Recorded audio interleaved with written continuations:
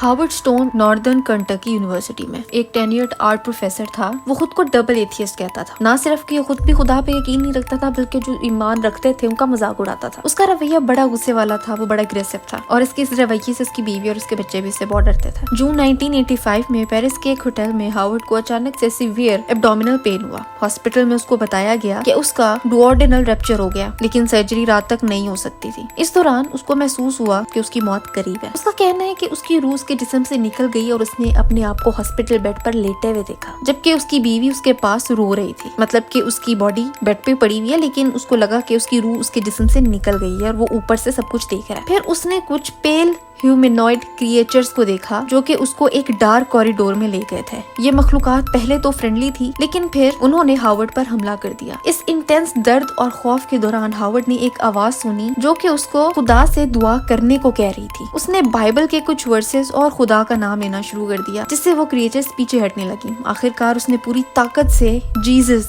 Save me पुकारा। तब उसके मुताबिक एक रोशन बीइंग जीसस उनके पास आए, ईसा अलैहिस्सलाम, और ईसा अलैहिस्सलाम ने उसको रेस्क्यू किया और एक रोशनी से भरी जगह में अपने साथ ले गए। इस रोशनी भरी जगह में, इस ब्राइट जगह में हार्वर्ड ने अपनी पूरी जिंदगी का एक डिटेल रिव्यू देखा, जिसमें उसको अच्छे और उसके बुरे अमाल दिखाए गए। सर्जरी के बाद हार्वर्ड की रिकवरी मुश्किल थी, लेकिन उसका रूहानी तजुर्बा उसके जहन में ऐसा ताज़ा रहा कि उसने अपनी जिंदगी को मुकम्मल तौर पे बदल दिया। क्रिश्चियनिटी को कबूल किया और यूनाइटेड चर्च ऑफ क्राइस्ट का पेस्टर भी बन गया। उसके बाद माई डिसेंट इनटू डेथ नाम की किताब लिखी, मल्टीपल टीवी शोज जैसे कि ओपरा, NBC टुडे शो और डिस्कवरी चैनल पर भी अपनी कहानी शेयर की और क्रिश्चियनिटी का दाई बन गया।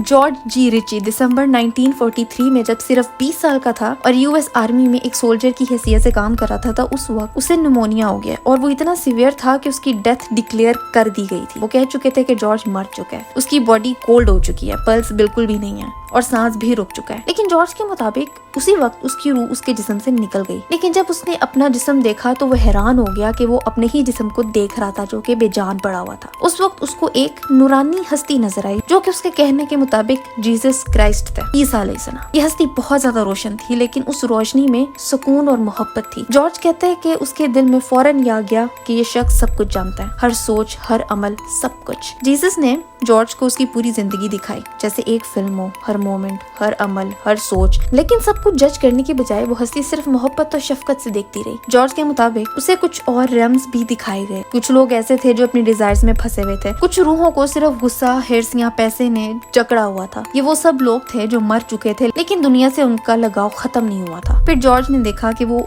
जमीन के ऊपर तैर रहा है, फ्लोट कर रहा है, और कुछ देर बाद उसकी रूह के जिस्म में वापस लौटा दी गई। डॉक्टर्स हैरान हो गए कि वो फिर से जिंदा कैसे हो गया, जबकि उसकी डेथ कंफर्म हो चुकी थी। जॉर्ज जी रिची ने इस एक्सपीरियंस के बाद क्रिश्चियनिटी को डीपली फॉलो किया और उसका ये वाकया उसकी किताब रिटर्न फ्रॉम टुमारो में डिटेल से लिखा हुआ है।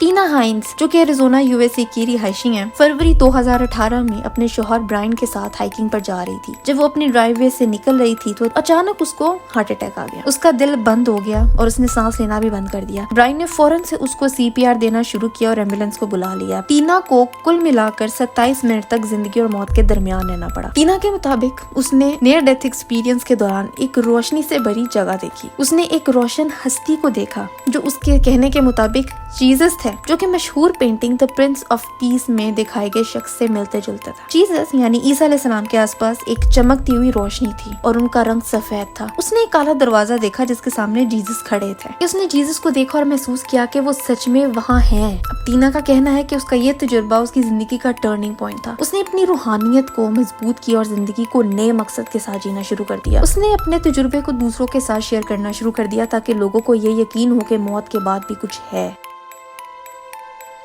एलन वियर 1989 में सिर्फ 12 साल की थी जब एक हॉर्स राइडिंग के दौरान उसे घोड़े ने सर पर जोर से ठोकर मार दी थी, जिसके नतीजे में वो कोमा में चली गई थी। उसकी हालत इतनी खराब थी कि डॉक्टर्स ने समझा कि बस ये मरने वाली है। कोमा के दौरान एलन ने अपने जिस्म से अलग अपनी रूह को महसूस किया। उसने रोशनी से भरी हुई एक जगह देखी। उसने अपने आसपास जन्नत को देखा। उसके सामने एक रोशन हस्ती खड़ी थी जो कि उसके मुताबिक जीसस क्राइस्ट थे, सफेद लिबास में। जीसस ने इससे सोच के जरिए से बात की थी, बगैर जुबान का इस्तेमाल किए, बगैर बोले। फिर इसने रोशनी से भरी हुई एक जगह देखी जहाँ पे उसको हेवनली म्यूजिक सुनाई दिया गया, बड़ा खूबसूरत म्यूजिक, और ये म्यूजिक उसके मुताबिक इस दुनिया से बिल्कुल अलग था। और इस म्यूजिक से उसको महसूस हुआ कि ये म्यूजिक उसको वापस उसके जिस्म में ला रहा है। उसने अपने जिस्म को देखते हुए अपने आप को आईसीयू में पाया, जहाँ पे नर्सिस उसके पास था।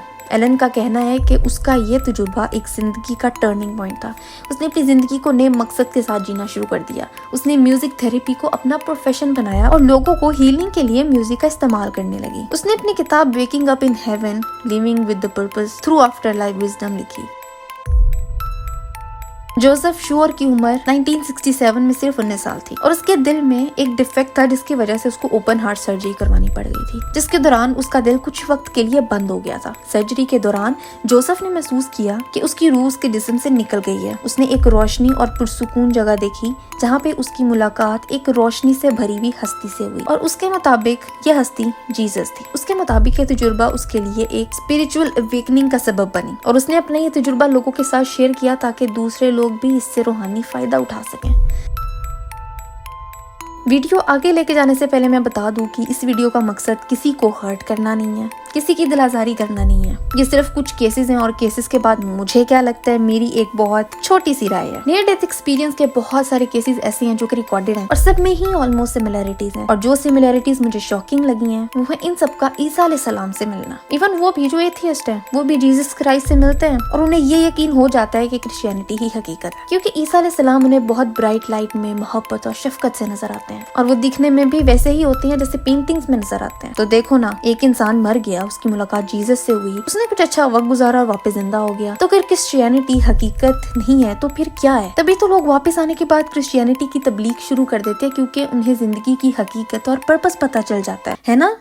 नहीं ये बात अच्छे से सुन लो कि इंसान को मौत एक ही बार आनी है और मौत के वक्त इंसान की आंखों से वो सारे पर्दे हट जाते हैं जो कि जिंदा होते हुए इसकी आंखों पे पड़े होते हैं। और जब वो पर्दे हटते हैं तो वो मलकुल मौत और फरिश्तों को देखता है, वो सब कुछ देखता है जो हम नहीं देख सकते और फिर उसके बाद उसकी रूह निकाल ली जाती है। इसके बाद इंसान की वापसी कैसे हो? जब एक नॉन बिलीवर अपनी मौत का प्रोसेस देख ले तो वापस आने के बाद वो अल्लाह को क्यों ना माने? क्या इंसान का इम्तिहान गैब पर ईमान रखना नहीं है? आंख से फरिश्ते और मौत देख लेने के बाद डाडे से डाडा एथियस्ट भी सबसे बड़ा मुआहिद बन जाएगा। इसलिए किसी का ये क्लेम करना कि वो मरने के बाद जिंदा हुआ है, मुझे इसमें कोई सच्चाई नहीं लगती। वो इंसान मरता नहीं है क्योंकि उसकी मौत लिखी नहीं होती। उसकी रूह का उसकी जिस्म से बस कनेक्शन टूट जाता है, जैसे कि किसी सोते हुए इंसान का।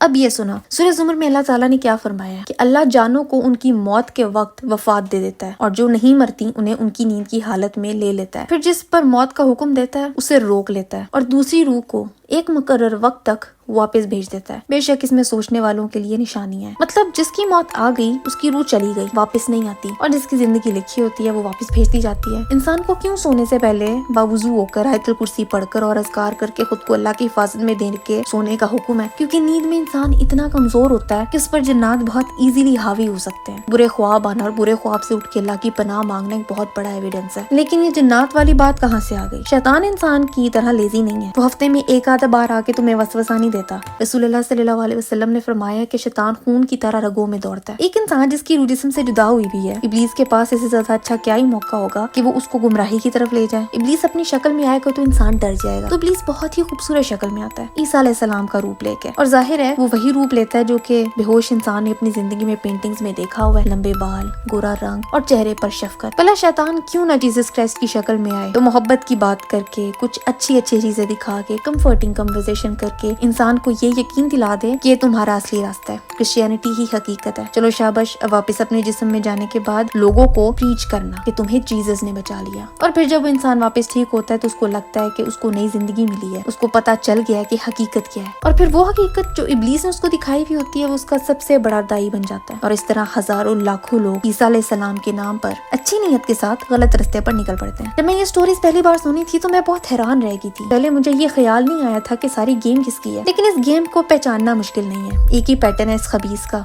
ध्यान लगाओगे तो पहचानने लग जाओगे। इसीलिए ये इब्लीस इन लोगों के पास भी नूरानी हस्ती, bright lights, pleasant background music के साथ आता है ताकि स्टोरी बहुत ही सच्ची लगे। लेकिन असल में जब मौत आनी है ना तो बैकग्राउंड म्यूजिक नहीं होना है, तब लग बता जाना है, ना आवाज निकल पानी है ना हाथ हिल पाने हैं। हाँ, यहाँ पे मुझे याद है एक डिस्क्लेमर दे दूं कि सबके नियर डेथ एक्सपीरियंसेस अलग अलग होते हैं। लाजमी नहीं है कि हर किसी को एक ही चीज दिखती हो और लाजमी नहीं है कि हर किसी के साथ शैतानी गेम डालता हो। ये वीडियो उन स्पेसिफिक केसेस के लिए जो कि बहुत सिमिलर है, उन सबको एक ही चीज नजर आ रही है, एक ही पैटर्न नजर आ रहा है। खैर तुम बताओ, तुम्हारे साथ कभी ये सब कुछ हुआ है या तुम किसी को जानते हो जिसके साथ नियर डेथ एक्सपीरियंस हुआ है? अगर हुआ है तो उसने क्या देखा, तुमने क्या देखा, मुझे नीचे बताओ। और आज के लिए बस इतना ही था। मैं मिलती तुमसे अगली वीडियो में एक नए टॉपिक के साथ।